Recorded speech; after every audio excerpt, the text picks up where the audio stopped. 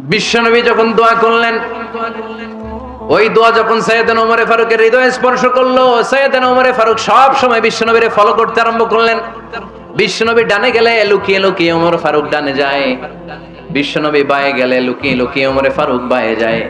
বিশ্বনবী একবার মসজিদুল হারামে যে নামাজ পড়তে শুরু করলেন, ওমর ফারুক তখন বিশ্বনবীর পিছু পিছু ছদ্মবেশে পেছন থেকে যে বিশ্বনবী কিভাবে নামাজ পড়ে দেখতে শুরু করলেন। বিশ্বনবী ইন দা মিন টাইম এশার নামাজে আল হাক্কাতুমাল হাক্কা তেলাওয়াত শুরু করে দিলেন।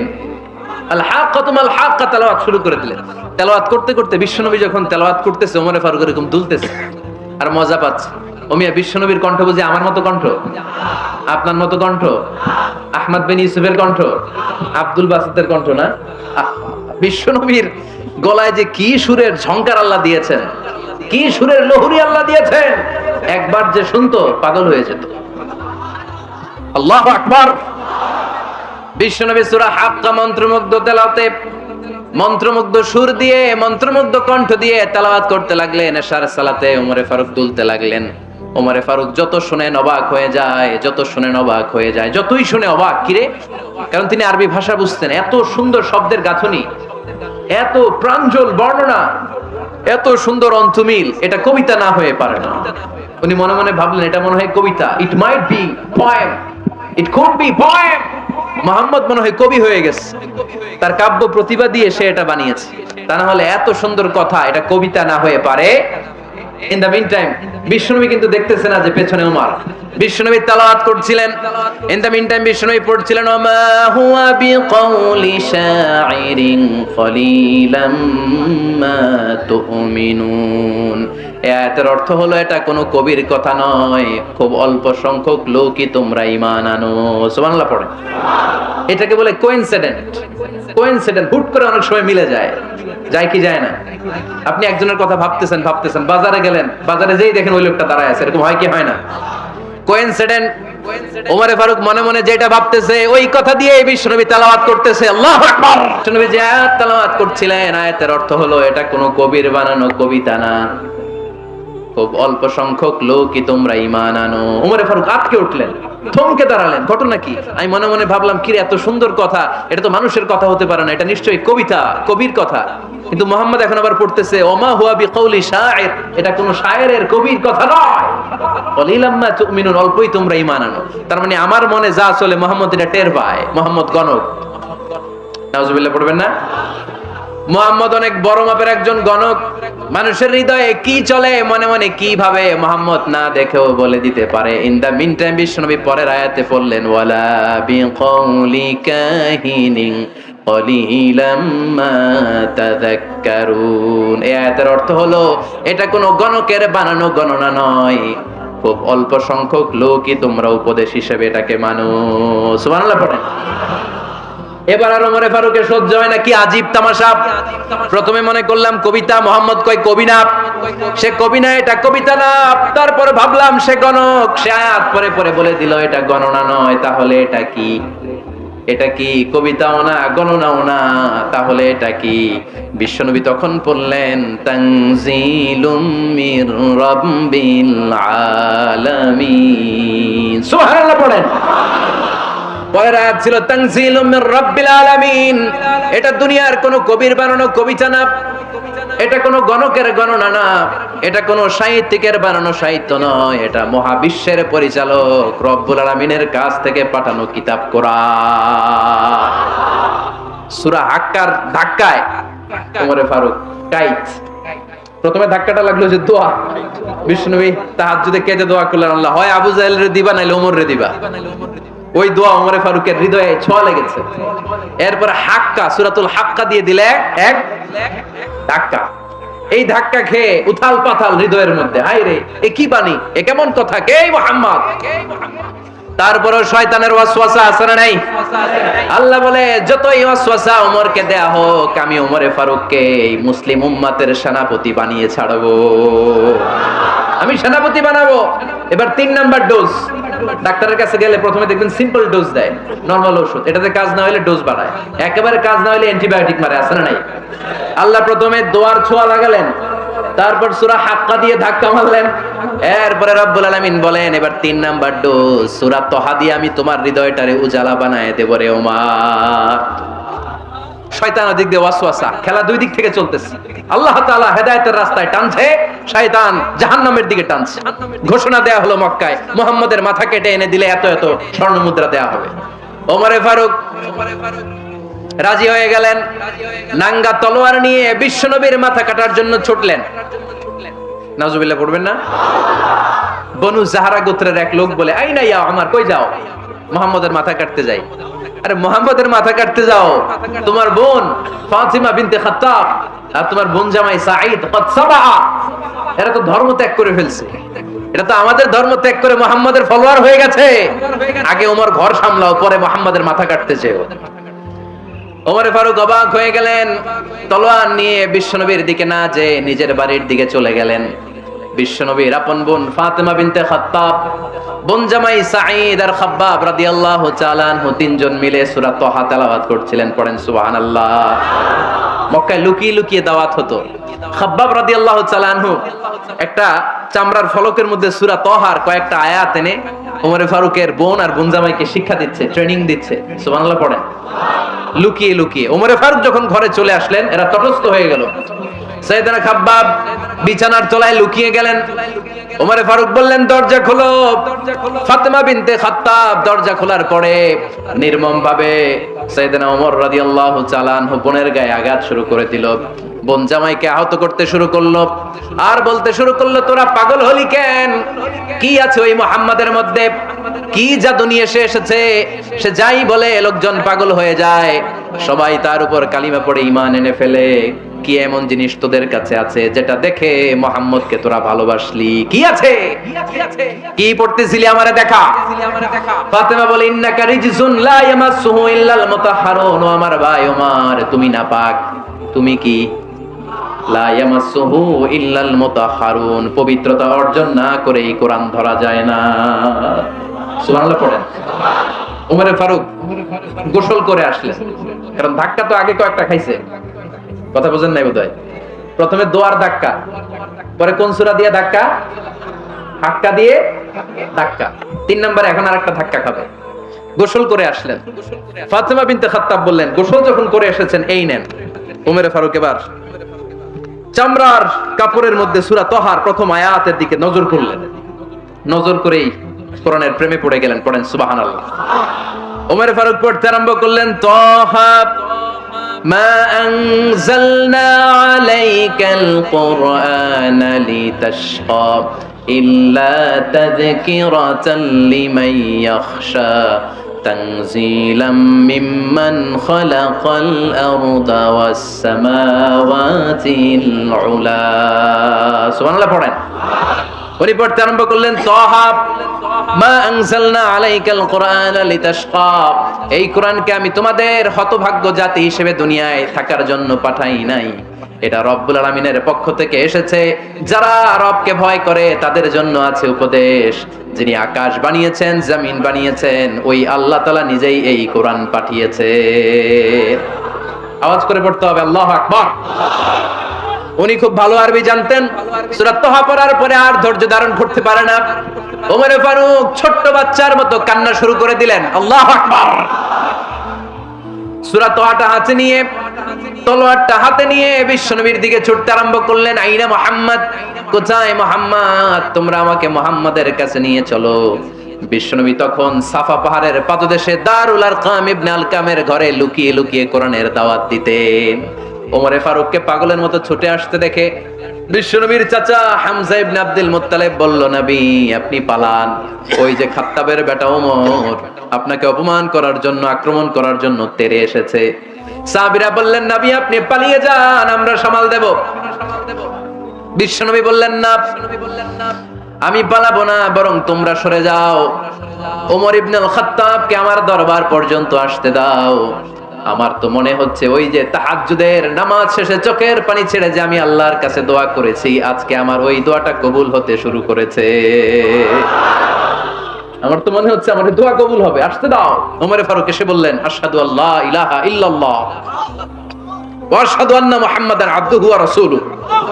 আমি সাক্ষ্য দিলাম আল্লাহ ছাড়া কোনো ইলাহ নাই, নিশ্চয় আপনি আল্লাহর প্রেরিত বান্দা এবং রাসূল। পড়েন সুবহানাল্লাহ। ওমরে ফারুক যখন কালিমা শাহাদা পড়ে মুসলমান হয়ে বিশ্বনবীর হাতে হাত রাখলেন, মুসলিম সাহাবীদের মধ্যে খুশি আর আনন্দের বন্যা বয়ে গেল। মুসলিম হাতে গোনা সাহাবারা আল্লাহর প্রশংসা করলেন। বিশ্বনবী সাইয়েদনা ওমরে ফারুককে জড়িয়ে ধরলেন। ওমরে ফারুক এবার বিশ্বনবীরে বললেন, নবী গো, আলাসনা আলাল হক, আমরা কি সত্যের উপরে আছি নাকি আমরা ভুলের উপরে আছি? বিশ্বনবী বললেন, বালা নাহনু আলাল হক, আমরা এই সত্যের উপরে আছি। সুবহানাল্লাহ পড়েন। আলাসনা আলাল হক, নবী আমরা কি সত্যের উপরে নাই? হ্যাঁ অবশ্যই ওমর, তুমি সত্যের উপরে আছো। ওমরে ফারুক বললেন, তাহলে ফাফিমাল ইখতিফা, তাহলে লুকায় লুকায় আর দাওয়াত দেব কেন? আমি তো কালিমা পড়ে ফেলছি, আসেন আমার সাথে বের হই। ফাফিমাল ইখতিফা, আর লুকায় লুকায় কেন? আসেন আমরা বাইরে বের হই। বিশ্বনবী বললেন, ওমর এটা মাক্কি জীবন, এখানে আমরা একটু গোপনে গোপনে দাওয়াত দিতে চাই। ওমরে ফারুক বলে, না, আমার দায়িত্ব, আমি একটা মিছিল দিতে চাই নবী। আল্লাহর নামের তাকবীর দিতে দিতে দারুল আরকাম থেকে শুরু করে মসজিদুল হারাম পর্যন্ত একটা মিছিল দিয়ে আমি মক্কা কাঁপাইয়া দেব। অনুমতি দেন। বিশ্বনবী দিতে চায় না। ওমর ফারুক অনেক বুঝানোর পরে স্বল্প পরিসরের একটা অনুমোদন পাওয়া গেল বিশ্বনবী সাল্লাল্লাহু আলাইহি ওয়াসাল্লামের কাছ থেকে। কিন্তু মিছিল যে দিবে, মিছিলের জন্য লোকের দরকার আছে না নাই? এখানে লোক নাই, আমি একাই মিছিল দিতেছি।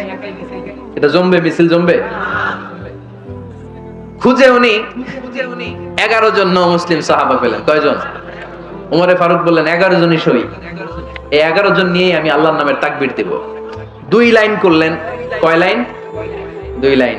পেছনে 6 জন, আর এই লাইনের নেতা বানালেন বিশ্বনবীর চাচা হামজাকে রাদিয়াল্লাহু তাআলা আনহু।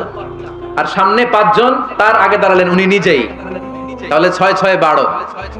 বললেন এই 2 লাইনে আমরা তাকবীর দিতে দিতে, বেশি না, এই দারুল আরকামের ঘর থেকে, আপনারা জানেন যে সাফা মারওয়া এখন যে সাই হয়, এই সাফার পাদদেশে ছিল দারুল আরকামের ঘর। উনি বললেন এখান থেকে ওই যে কাবার গিলাফ দেখা যায়, কাবার গিলাফ পর্যন্ত আমরা এই তাকবীর নিয়ে ওখানে যাব। সুবহানাল্লাহ পড়বেন না? ওখানে উনি দাঁড়িয়ে ছোট্ট একটা ভাষণ দিয়েছিলেন।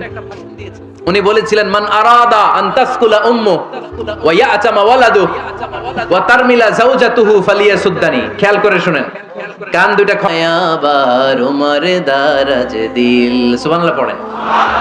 একটা উমর লাগবে। চিল্লায় বলেন, কয়টা? ওই উমরের অপেক্ষায় বাংলাদেশ সহ গোটা মুসলিম উম্মাহ, ঠিক কি না? একটা উমরই যথেষ্ট। আমাদের সেন্ট্রাল লিডারশিপ নাই তো, আমাদেরকে এদিকে লাথি মারলে আমরা ওইদিকে যাই, ওদিক থেকে গুতা মারলে আমরা এদিকে যাই। আমাদের রিপ্রেজেন্টেটিভ, আমাদের প্রতিনিধিত্ব করার মতো কোনো কেন্দ্রীয় লিডারশিপ নেতৃবৃন্দ গোটা বিশ্বে নাই, ঠিক কি না? আমরা সেই ওমরে ফারুকের অপেক্ষায়, আমরা সেই ইমাম আল মাহদির অপেক্ষায়। এই ওমরে ফারুক আমাদের মডেল, ঠিক কি না? 3rd ইন পজিশন এই পুরো উম্মতের মধ্যে। ওনার পজিশন নাম্বার 3। 1 নাম্বার পজিশন বিশ্বনবীর। কার? 2 নাম্বার পজিশন কার? আবু বকর। 3 নাম্বার পজিশন কার? ওমরে ফারুকের। বিশ্বনবী বলতেন, লা নবিয়্যা বা'দি, লা নবিয়্যা বা'দি, আমার পরে কোনো নবী নাই। ওয়ালা রাসূলা, আমার পরে কোনো রাসূলও নাই। আমার নবীর পরে আর কোনো নবী আছে? আমার নবীর পরে আর কোনো রাসূল আছে? এই যে কাদিয়ানি যে একটা সম্প্রদায় আছে, এরা কি মুসলিম নাকি অমুসলিম? মুসলিম সম্প্রদায়ের সাথে এদের কোনো সম্পর্ক নাই। চিল্লায় বলেন, ঠিক কি না? এরা যদি মুসলমান হতে চায়, আমার নবী দ্য লাস্ট মেসেঞ্জার বিশ্বনবীকে খাতামুন নবী হিসেবে সংবাদ সম্মেলন করে গোটা বিশ্বকে জানাই দিতে হবে, তারপরে তাদেরকে আমরা মুসলিম হিসেবে স্বীকৃতি দিব। চিল্লায় বলেন, ঠিক কি না? তা না হলে তারা কোন ধর্মের, এটাকে জানাই দিতে হবে। No inferiority complex, no identity crisis. Identity ক্রাইসিসে থাকা যাবে না। আপনারা কোন ধর্মের এটা জানাই দেন। আপনারা বিশ্বনবীরও শেষ নবী মানবেন না, আবার মুসলিম বলেও নিজেদেরকে ট্যাগ লাগাতে চাইবেন। সাধারণ মুসলমানরা এটা, এই ধোঁকাবাজি মানে না। চিল্লায় বলেন, ঠিক কি না? আমার নবীর পরে কোনো নবী নাই, আমার রাসূলের পরে কোনো রাসূল নাই, ঠিক কি না?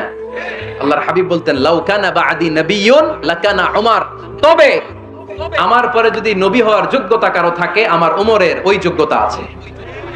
সুবহানাল্লাহ পড়েন।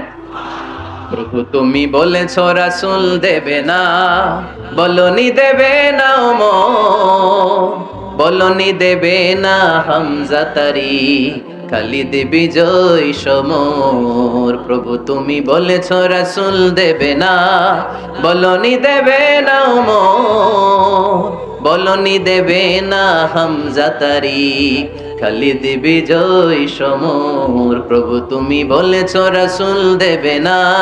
সুবহানাল্লাহ পড়েন। এজন্য আমরা একটা ওমর চাই। কয়টা? বেশি লাগবে? নেতার মতো নেতা কয়টা লাগে? জোরে বলেন কয়টা? Enough, that's enough. Omar Farooq, our super hero.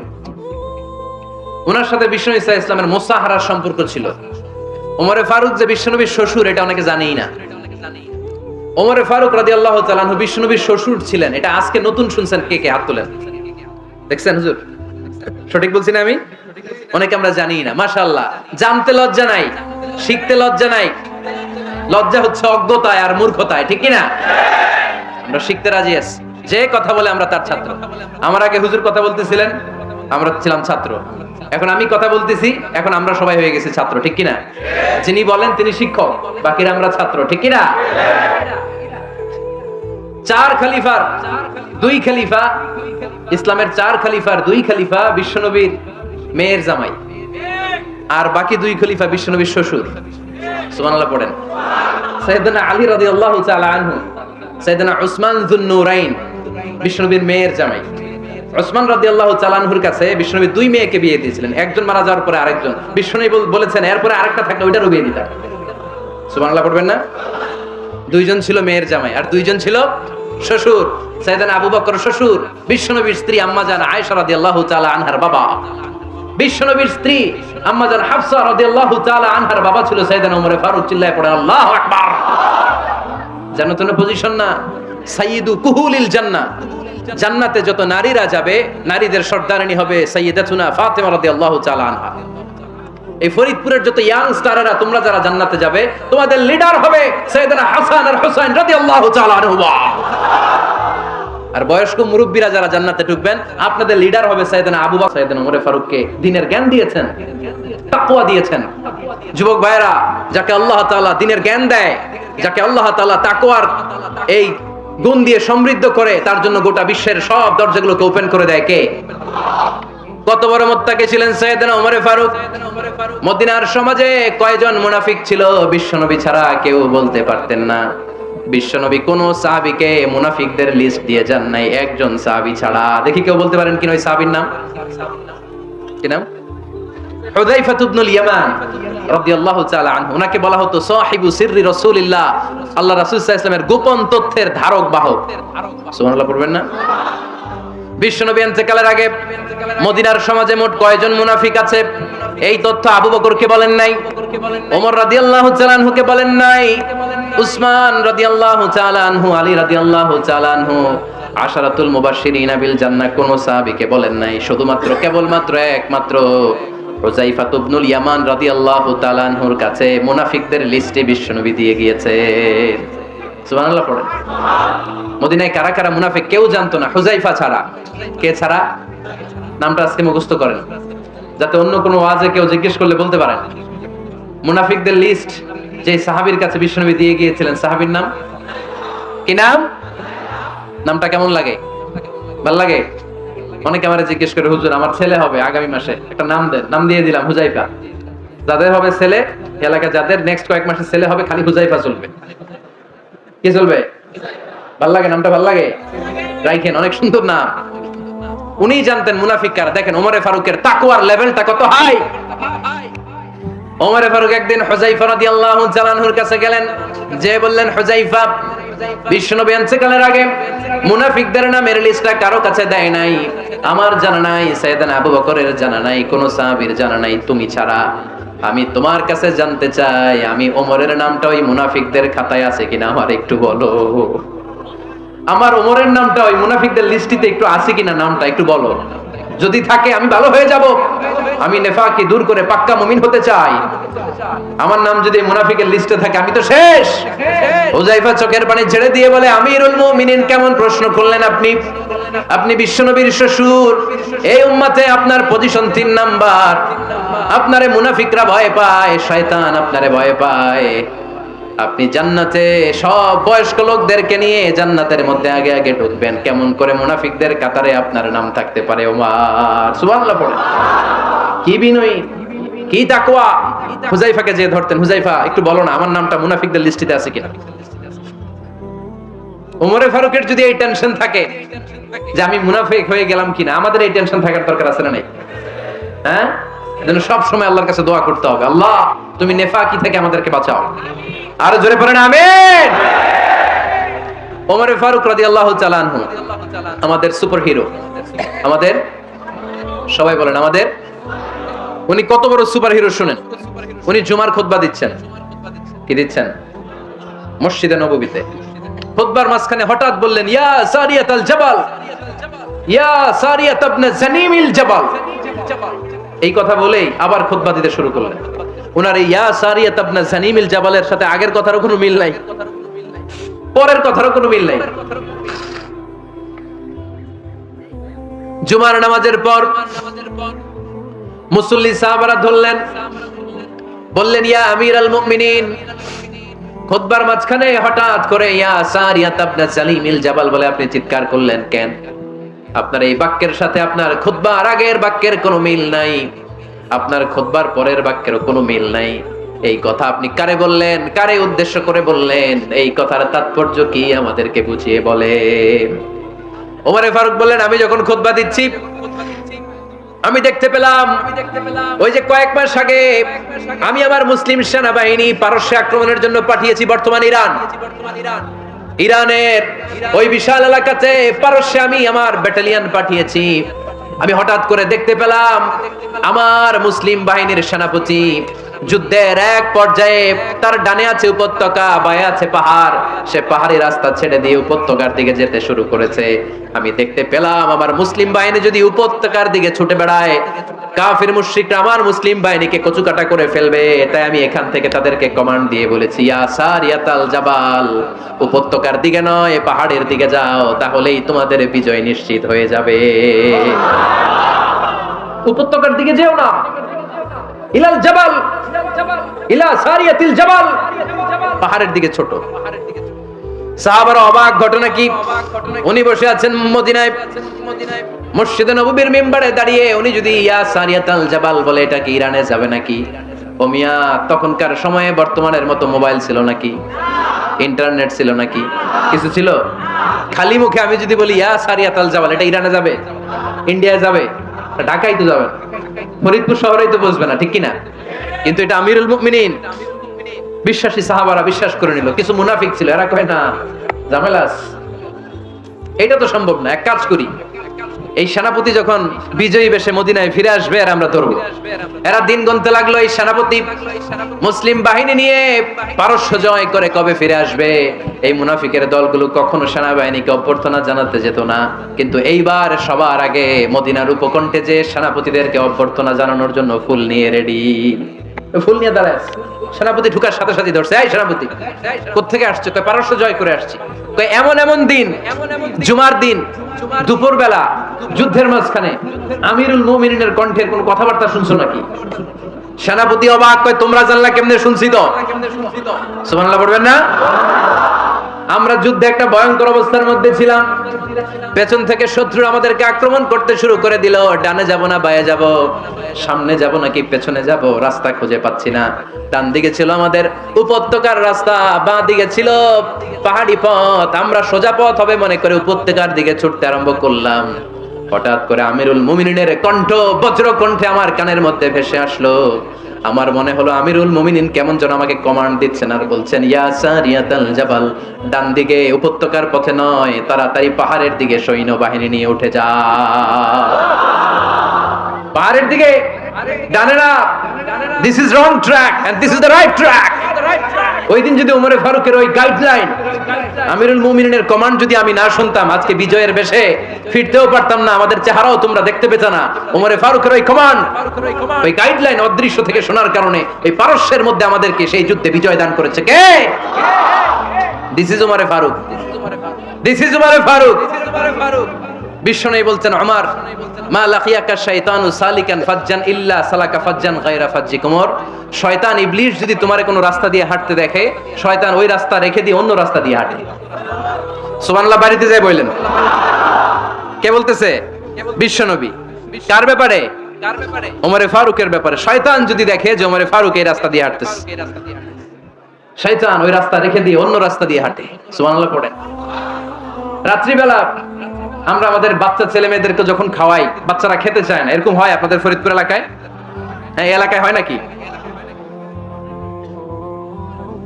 খেতে চায় না বাচ্চারা, এই চকলেট দেখায়া, এই মিনা কার্টুন দেখায়া, এইটা সেটা এগুলো সেগুলো বলে, গল্প টল্প বলে ভুলাইয়া খাওয়ানো লাগে, তাই না? তারপরও খায় না। আমারও ছোট মেয়ে আছে, খেতে চায় না, এইটা সেইটা এমনি সেমনে খাওয়ানো লাগে। তো শেষে না পেরে মা বাবা বলতে বাধ্য হয়, ওই যে ভূত আসতেছে, ভূত, তাড়াতাড়ি তাড়াতাড়ি খাও, নাহলে যে ভূত ধরবে তোমার, ওই যে বাঘ আসতেছে, বাঘ, তাড়াতাড়ি খাইলে নাহলে বাঘে কামড়াবে। বলি না আমরা? আপনারা কি বলেন? ভূত। আর কি বলেন? হ্যাঁ, হ্যাঁ, আচ্ছা।